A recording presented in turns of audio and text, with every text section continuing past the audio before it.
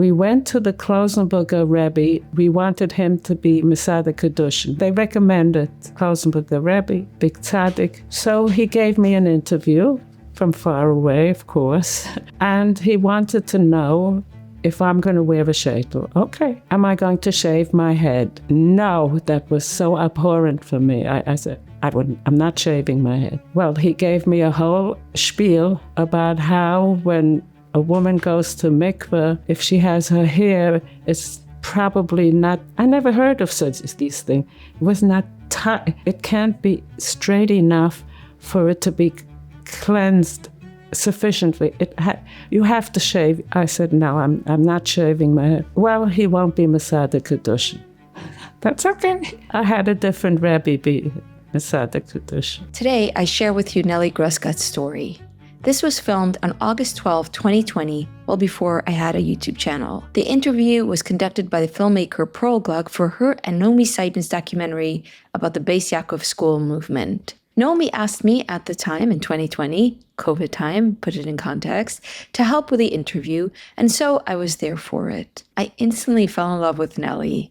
Nelly has an amazing life story, so painful and beautiful and full of the spirit of resilience. Days after the interview, Nelly left the United States to make Aliya, which is to move to Israel, at 90 years old.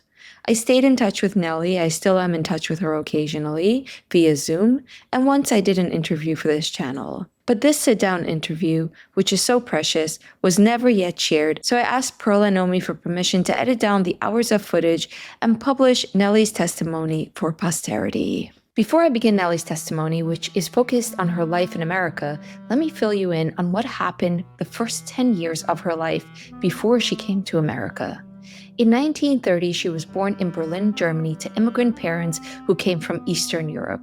They were Orthodox, although less Hasidic than they were before they came to Germany. Nelly, by her own accounts, had a charming early childhood until anti-Semitic Berlin reared its head. In 1937, her parents, seeing the writing on the wall, decided they wanted to get out. Her father went to America to try to secure papers, and meanwhile, she and her mother stayed behind. What followed was nothing short of a nightmare. Nelly experienced Kristallnacht firsthand, and Nelly and her mother were forced out of their apartment and had to live in an apartment squeezed together with 5 other Jewish families. She had to sleep in a crib at age 9, even though she couldn't even stretch herself out in it. One night, the Nazis stormed the apartment and took away the men, and this Nelly saw with her own eyes, and the women were wailing and crying and begging for their men to be returned, until a few days later, the ashes of their husbands were sent in the mail. Here's where things got really tragically heartbreaking. Nelly's father, who had gone to America to secure papers, knowing what his wife and child were experiencing in Germany, panicked and came back to Europe. He came to Belgium, which was at the time not occupied, hoping to secure papers and to bring his family back to America. Indeed, in 1939, they got papers, but only for Nelly and her mother because they were citizens of Czechoslovakia, and the Czechoslovakia quota was open in the United States, but her dad was in Hungary and the Hungarian quotas were closed. Nelly and her mother went to America the last hour and tried to help her father get a visa. From 1939 until 1943, they continuously pleaded with the government to give her father papers. Meanwhile, he wrote increasingly desperate letters from Europe, until the letters stopped coming. In 1995, the Red Cross confirmed that Nelly's father had been killed in Sobibor in March 1943. Nelly's mother remarried in America to a man who also lost his family in the Holocaust. This man was a Satmar Hasid, and Nelly's mother and Nelly's stepfather settled in Williamsburg, where Nelly's mother lived to her very end of her life, enjoying to sit on Lee Avenue and meet and greet everyone she knew. Nelly didn't take to such an extreme Hasidic lifestyle and instead raised her family in a more moderate Orthodox lifestyle. This is Nelly's testimony. I was desperate. I cried every night. I missed my father. I'm an only daughter, and he put me up on a pedestal. He said that a daughter like mine doesn't exist. He's still up there watching me. And I loved it. It was so hard. I remember when he left in 1937, I was 7 years old, and I had to go to this train station and say goodbye. I'll never forget that. And it was a year apart, and I only saw him very briefly when he came back, and he was depressed, a different kind of person. He knew he made a mistake when he came back. When Hitler, he didn't go back to Berlin. He went back to Belgium because Belgium was still neutral. It wouldn't go back to Berlin because the Nazis were doing horrendous, horrific, killing people on streets. It's unbelievable. We weren't even allowed to, Jews forbidden to sit on park benches or go to the movies. We were severely rationed. When I came out from school, the Nazi hooligans were waiting to stow stones at us. Jews were, it was awful. When I came in 1940, it wasn't that horrible yet. You can imagine, we came out of a fire unscathed, actually. It was such a miracle. A year after, oh my gosh, anyone that was left behind, but I had to say goodbye to friends and family, all were killed, everyone. They took the men first, so then the women afterwards were helpless. We thought the women would be saved or something like that. No, everyone would. Therefore, the grace of God, I would have been among them. I don't know. We were evicted from our apartment. We had a lovely apartment. My parents had already a successful business, and we lived in a Jewish neighborhood. We were religious. My mother was very Orthodox, yes, but my mother couldn't wear a sheitel, not in Germany, because of the anti-Semitism. My mother was so religious that she did want to wear a sheitel when she was first married, but she was in business, so one of the customers says, "What do you need that rag on your head for?" The sheitels were not as glamorous then as now, and pulled it off her head here. Yeah, and from then on she realized that she couldn't. And then living in Berlin for 17, my mother came from a Hasidic background, very Czechoslovakia. You had to be clean shaven. Yeah, my father, when he was young, he had long payas as a young man. Yeah, and you could not show that you're Hasidic in Germany. And eventually, my mother and my parents both stayed always very strictly Orthodox, but not Hasidic, modern. They did enjoy going to the movies, and they went to, my father loved the museums and taking me places, and I didn't know anything about Hasidic life. I didn't. I thought, and in my mind, I felt I was very frum. I liked being frum, and my mother was such a wonderful lady. She wouldn't take any help, any money from the joint. And my uncles, they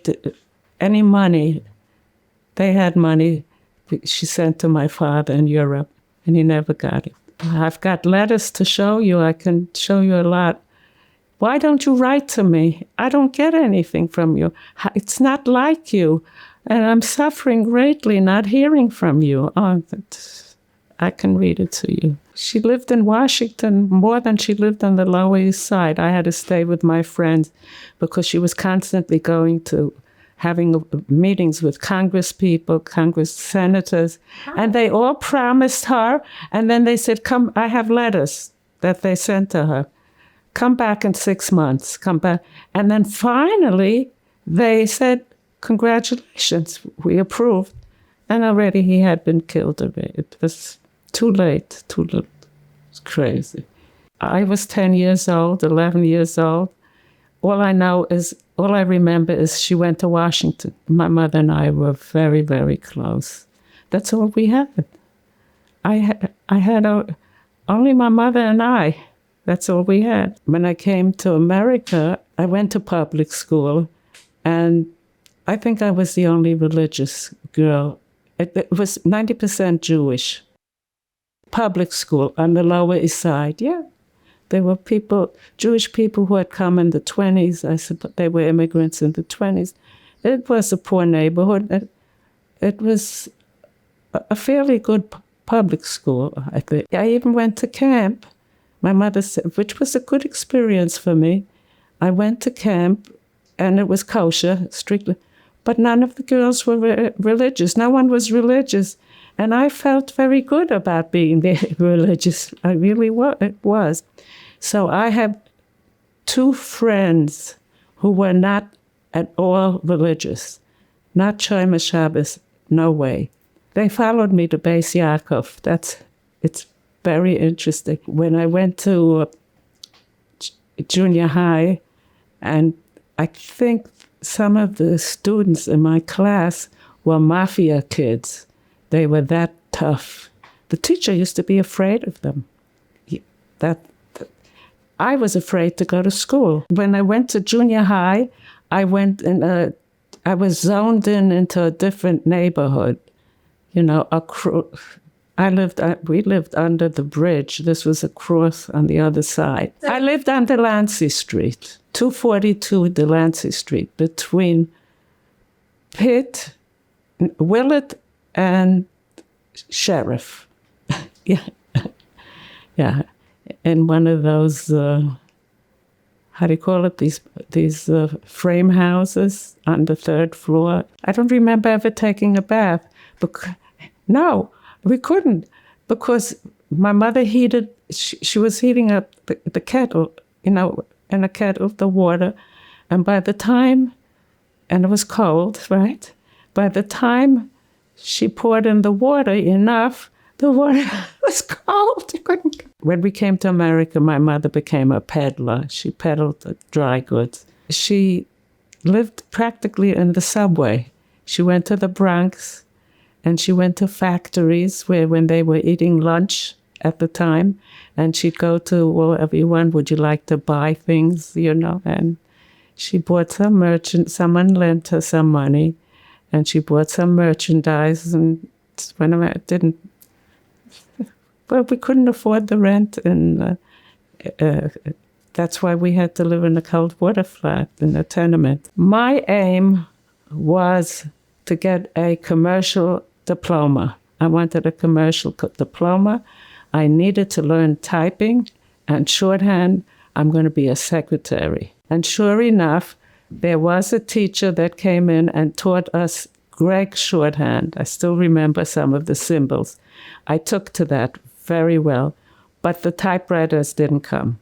And I said, without learning how to type, I will not be able to be a secretary. You had to be able to type. Well, a benefactor came into the school, yes, and offered a lot of money.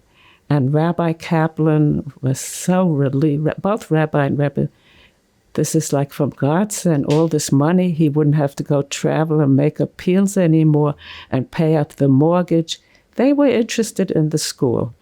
Slowly but surely, we had a lady, I don't know who she was, coming into the school, and she's going to teach us how to be ladies. So she got us all white blouse and navy blue skirts, uniform. So that was very nice. But then eventually she came in and taught us a little how to do makeup. So Rebitz and Kaplan, they were willing to say, no, we don't want your money. And back again, they were in the poorhouse. But she said, this is not what Bais Yaakov is all about, to teach the girls how to make up or put on lipstick or walk properly. It was very short. That was a very short-lived time anyway, but I remember it so well because we enjoyed. She came in and showed us all these, and it could still be from, right? A lot of these girls were out-of-town girls, and they were not necessarily Hasidic girls. They were, they came from all walks of life. I remember them very well. It was a very mixed group. We were all very mixed group. In those days, I didn't even talk about the fact that I'm a refugee or that I was. It just didn't. I guess we didn't talk about our horrible experiences in Berlin. Once I graduated, and I got married at 18, so I guess I lost touch with most of the girls, except my two friends that I brought in, and another, Sarah Pinsky. She passed away. You know about her? Sarah Pinsky from Scheinberg. I still stayed in touch with them. But the others somehow, that's what happens.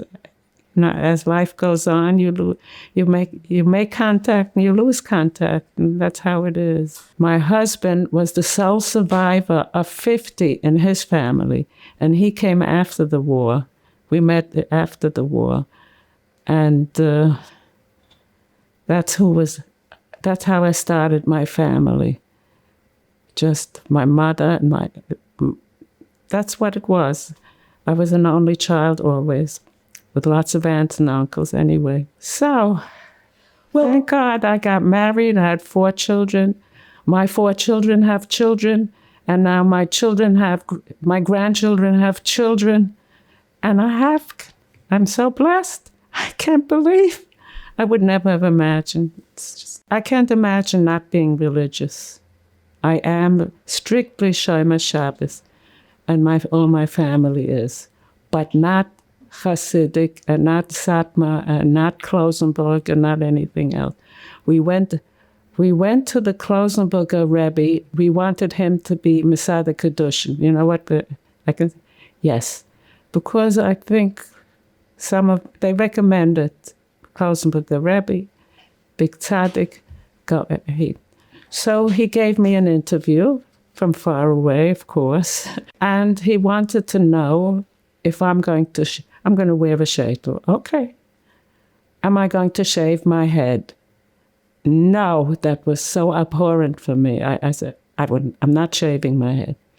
Well, he gave me a whole spiel about how when a woman goes to mikveh, if she has her hair, it's probably not I never heard of these things. It was not it can't be straight enough for it to be cleansed sufficiently. You have to shave. All kinds of reasons why I should shave my head. I said, no, I'm not shaving my head. Well, he won't be Masada Kedushin. That's okay. I had a different Rebbe be Masada Kedushin. I wasn't much of a student in Hebrew because I didn't have the background. The seminary was already existing, and so I was very much behind. Only when Rebbetzin Kaplan came, I enjoyed. I didn't have the background. I just went to Talmud Torah, and there were some other old-time girls. This was not the high school. This was just the cemetery for the cemetery, the seminar for learning. I did not have a good education, I would say, not elementary or high school. The teachers came from, they were public school teachers, and they came tired after they had a full day in public school, 4 o'clock. Yeah, and that's when we had English. Yeah. So in the morning we had Hebrew morning, and then there was a long poor lunch hour. And what I did, you wouldn't believe it. We had a trolley. I don't know if you remember trolley cars going from Williamsburg to the Lower East Side. I went back to the Lower East Side to Kolel Hebat Yerushalayim, a charity organization. I stuffed envelopes for 50 cents an hour. And for that hour, I made 50. It was piecework. You had to work very fast. Stuff the envelopes, me and my friend, and then we went back to school and we made it in time. When I went to Bais Yaakov, we did learn to daven, and I davened with kavana. I really enjoyed davening. It was important to me. Yeah, I thought it was, with all the problems that we had and everything, I davened. So my mother got married. He was very Hasidic, very extreme. I didn't know such a thing exists. I thought I was a frum girl, very frum. But he didn't approve of me. He didn't approve. The thing is, they had known each other from Europe before the war. They came from the same town, and he lost and he was very embittered because he lost a family, and he already had a grandchild as well. 4 children, or 5, a wife and 4. He had come to America in 1938, because of poverty. But he did not bring his family to America because this is a Treifene Medina. He didn't want them exposed to this country. And he was just coming in to make money. He didn't. And then when it was too late, it was very difficult to have a stepfather when you're trying to compare him to your own father. Do you know what hurt me the most? That was the worst ever. When before the chuppah, before they got married, of course I wasn't there. She had long blonde hair. She hadn't been covering her hair in Germany. She couldn't because of the anti-Semitism. She had beautiful hair. She shaved it. And my mother was not vain. She had no vanity in her at all. But it hurt me. I couldn't take it. I just couldn't take it. She looked like a different person. It was awful. From then on, it was me. I took a dislike right away. It just didn't start off well for that reason. She was okay with it. Because my mother had come from a Hasidic background, and I think she was happy to embrace Hasidism again because that's how she grew up. But in Europe, the Hasidim were different. They were happy. She said she come from 8 children they were, and they were happy and always laughing. There wasn't a serious moment, she said. She always reminisced about our happy childhood. Except she had to go to Germany in Berlin as a young woman because they were poverty-stricken. My mother, I didn't know she was going to get married, so my mother had to approach me, and she didn't know how to tell me. So she was very wise. She said to me, "Nelly, when you get married, can I come live with you?" And in my heart, I felt, of course, you can come live with me. But I said, depends what my husband will want. I don't know. And that was the right answer, because she said, you will get married and I'll be all alone, and now I have a chance to be with, have a life also. And she had, it's different. And do you know what I answered? Mommy, are we going to have steam now? Because I knew we're not going to stay in this apartment. We're in the slums. I knew that if she get married, we're going to have to move because it was only 1 bedroom. So he was the only nephew that my stepfather had, and not even a blood nephew, a nephew through marriage. But my husband was a unique type. He was he had such a sense of humor. And even though he lost his whole family, he just went on with life. He was just much to be admired anyway. I thought he was a nephew, and he came for 2 weeks with a good convention.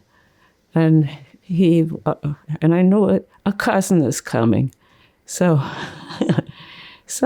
when he walked in, I thought, I said, he's a character. I was only 17. I was just 17. So, but I got to know him because I really got to know him because he stayed. And my aunt and uncle, in the meantime, they were survivors, and they had come to America and live on the next floor, on the third floor. So I kind of moved in with them because he stayed, and this was a railroad apartment, couldn't give him a separate room. So, and I was happy to be with them upstairs. So we had what I never would have thought that I would wind up with him. I was so happy when he proposed. We went out, not on a date, very informally, maybe when he was here about 2 or 3 weeks, and he didn't understand English. He caught on very fast. He was very, very smart, very bright. What happened is we went to the movies, and we saw The Best Years of Our Lives. I don't know if you heard of that movie. I was fascinated. I loved this movie. And I didn't think of him as a date, as a cousin with me. And he didn't understand English, and he was squirming and all that. And I was annoyed. He bothered me. I can't forget that movie. And he didn't understand a word, so he felt rejected, and he never asked me out again. And he didn't have to, because he lived in the house. We got to know each other. Didn't have to be, to know each other well. He knew my faults very much. I wasn't very much domesticated. I wasn't much of a balabusta then. I think he was here 2 weeks in the country when he came to my I just happened to be graduating in 1947. So he came, and he knew to write, to send me a card. I have it upstairs. I can see when I graduated elementary school. I have the picture here. We wore a white dress, my friend and I. Yeah, we wore white dresses and white bows in our hair. I was born and raised in Berlin, Germany. I wanted to go back to my happy years, and that's why I went back. And I found my street, and we came with my son. And my son is named after my father. And this was 2001. How old was I? 61 when I went back. After 60 years, I went back to the house where I lived and was evacuated. We went back to the house where I had to stay with 4 families hidden in the ghetto. They experienced Nazis with guns coming into the house. Can't forget that. And then I went back to that 3 times. I made him. I mean, we were there. They were white. This was an invitation. I didn't go on my own. They paid for everything. They claimed they were not. This was another generation, and they were not part of the Nazi socialist thing. And they're horrified at and they're ashamed, and they're not going to say they're sorry, but something genuine about the remorse. They couldn't do enough for us. They wined and dined. We went back to where I was where I was raised as a child, very happy. I went back to school where I went to the 1st grade, 2nd grade a little bit. And then I went back to the park where I played. And I remembered I couldn't play there anymore because it said Jews forbidden. I said, you see, no more, there's no sign anymore. And I'm sitting on the benches. I was hopping up and down on the benches. I'm sitting,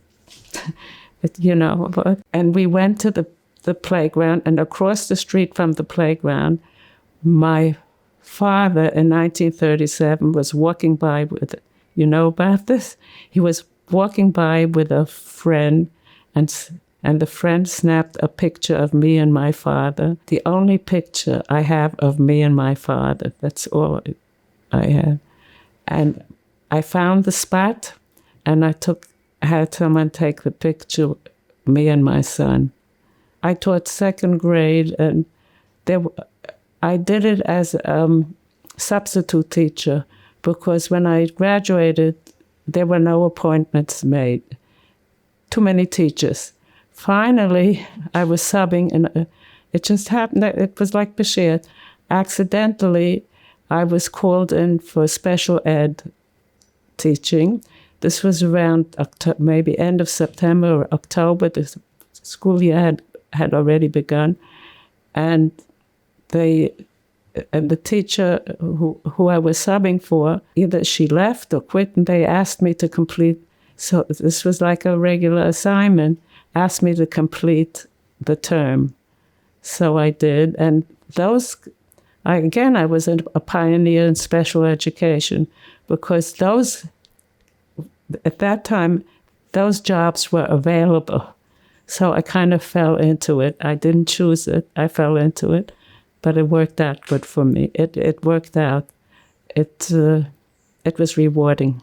It really was. I got a job while I had the kids, and while I was in college.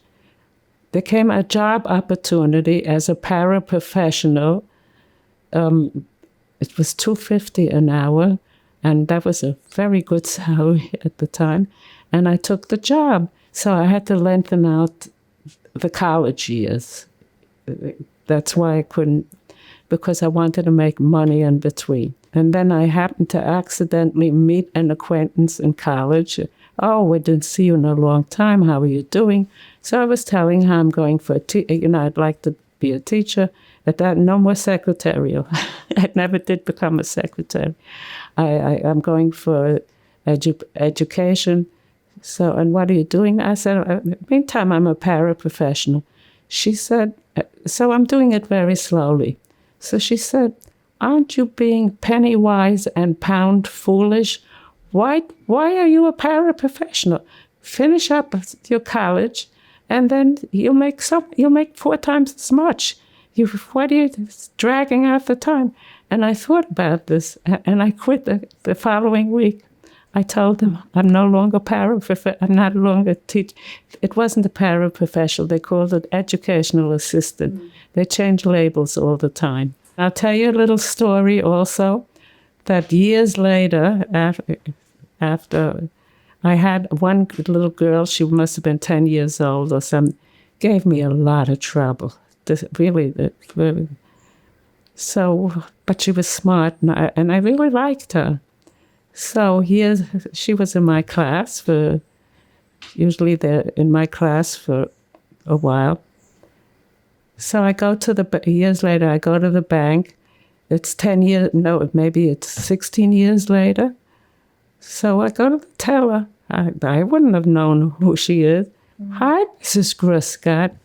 I said, oh, you know me? And I don't remember you at all. But tell me your name, Shatisha. You're Shatisha? I couldn't believe it. Shatisha, you were the heart, and you were telling her? And she said, Mrs. Grussgott, you made a difference. So that was so heartwarming.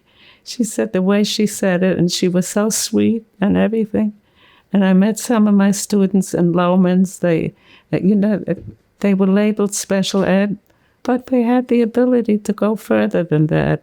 I went to an affair, and the women were in a separate room, and it was a bar mitzvah or something, and the men next, we could hardly hear them because they were making speeches. So what were the women supposed to do? The women were talking to each other. And you know what the men shouted at the women? Weiber, seid still. It's like, women, shut up. They didn't even let us have a conversation. Like we were, condescending, that's the word. That's how I really felt. And I used to go to weddings, and I saw what they served the men, salmon and fish. But the women got these little hors d'oeuvres, these little, I don't know, these catered whatever they were. It was, but not fish.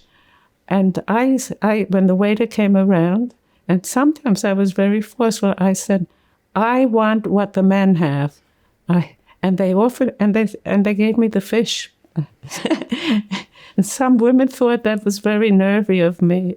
I was a new girl, and I was not one. I came in with my friend, and my friend, she became popular right away. But I was not that way, and I kept to myself. And I like to make one or two friends. I didn't have to be necessarily in a group or be the center of attraction. She goes over to people and gets very friendly, and I'm a little bit not introverted, but I think amiable. That's it. And besides that, I was overweight as well. Yes, I was. I was telling Frida, because I wasn't, in Germany I wasn't overweight, but when I came to America, so my mother she only cooked once a week. She didn't have time. She had to go and pedal. Did you ever hear of a woman peddler? You know, you hear men peddling, but my mother was very unique. She peddled. What did I do? I ate a lot of sandwiches, rolls. I must have had about, you asked me what I had for breakfast this morning, oatmeal. Then I must have had about 3 sandwiches in the morning, 3 for lunch. Yeah. Oh, and they had a bakery downstairs where we lived.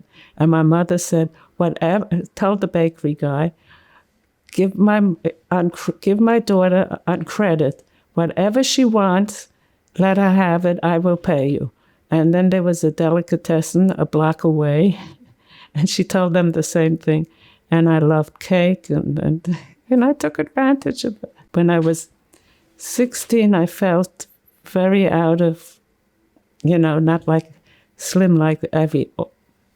I think I was the only fat girl in the class. So when you're a teenager, you become motivated. So I didn't eat.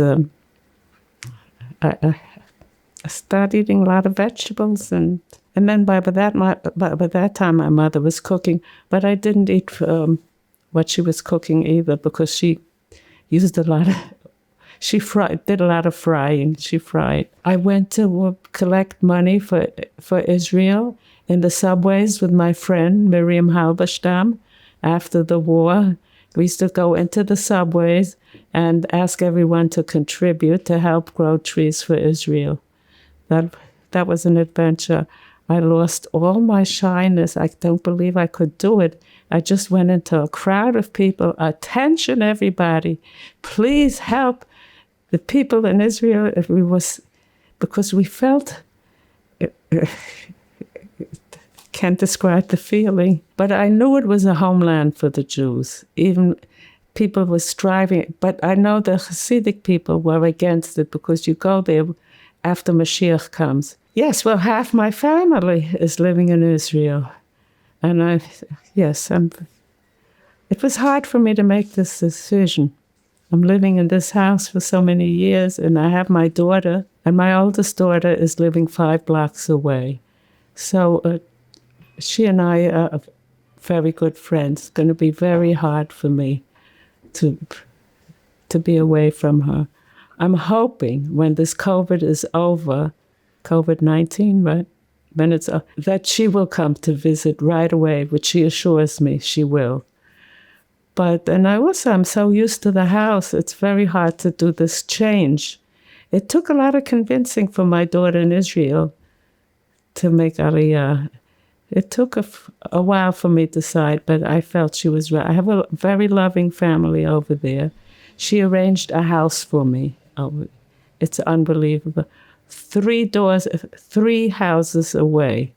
So, and she said, well, we don't know what will be, but in my age, she was worried about me here. She wants me to be safe. Especially a block away from here, they had this scandal. It was written up in the Post. They had a lot of dead bodies piled up in a funeral. That took a block away from my house. When she heard that, can you imagine? Well, anyway, my husband, if he would have lived, we would have settled in Israel a long time ago.